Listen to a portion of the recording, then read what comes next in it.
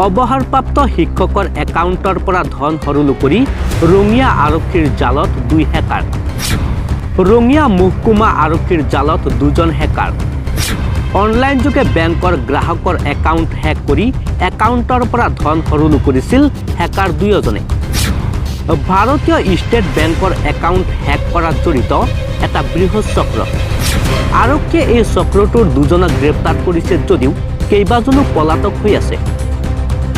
ধৃত 2 হেকাৰ ক্ৰমে মৰিগাঁৱৰ বাহাৰুল ইছলাম আৰু আছাদুল ইছলাম বুলি জানিব পৰা গৈছে। আৰক্ষীৰ তথ্য অনুসৰি গুৱাহাটীৰ এটি ভাড়াঘৰৰ পৰা দুৰ্বৃত্তই হেকিঙৰ কাম চলাই আছিল। 2 মাহৰ তদন্তৰ অন্তত ৰঙিয়া মহকুমা আৰক্ষী বিষয়া সুশান্ত সিঙৰ নেতৃত্বত আৰক্ষীৰ এটা দলে 2কে তথ্যসহ গ্ৰেপ্তাৰ কৰিবলৈ সক্ষম হয়।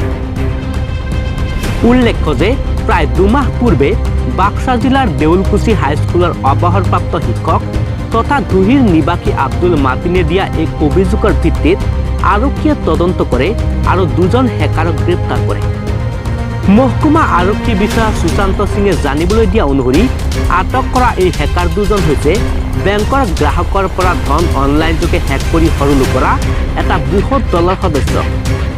অভিযোগকাৰী অৱসৰপ্ৰাপ্ত শিক্ষক আব্দুল মাতিনৰ বেংকৰ পৰা 8,80,000 টকা হৰুলু কৰাৰ সময়ত যি ট্ৰেনজেকশ্যন আইডি আছিল তাৰে সহায়ত আৰক্ষীয়ে 2গৰাকী হেকাৰক গ্ৰেপ্তাৰ কৰিবলৈ সক্ষম হয়।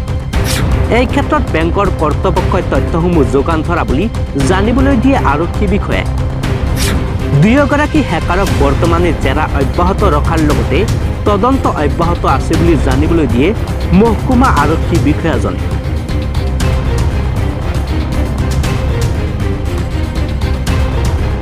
News Desk, Assam Expensive.